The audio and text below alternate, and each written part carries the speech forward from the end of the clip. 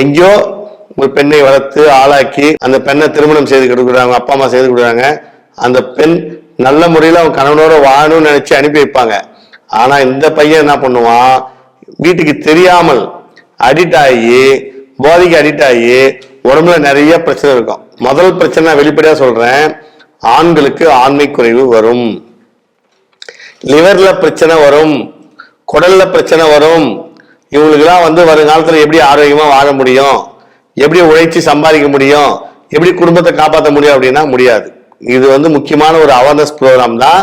இளைஞர்களே, தயவு செய்து உங்களை கையெடுத்து கும்பிட்டு கேட்டுக்கிறேன், நம்பி வர பெண்ணை ஏமாத்தாதீங்க.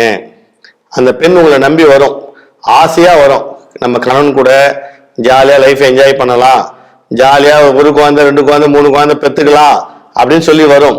ஆனா நீ இந்த போதைக்கு அடிமையாகி உன்னுடைய உடல் உறுப்பு பாகங்கள் எல்லாம் தளர்ந்து போய் ஒரு 70 வயசு 60 வயசு கிழவன மாதிரி கண்ணை ஒட்டி போய், கண்ணுலாம் உள்ள போய், கை கால்லாம் மெலிந்து போய் ஒரு முழு சக்தி இல்லாத ஆன்மானா இருக்கும் போது அந்த பெண்ணுக்கு உன்னால் எப்படி சந்தோஷத்தை கொடுக்க முடியும்? அந்த பெண்ணுக்கு எப்படி உனக்கு குழந்தை உருவாகும்?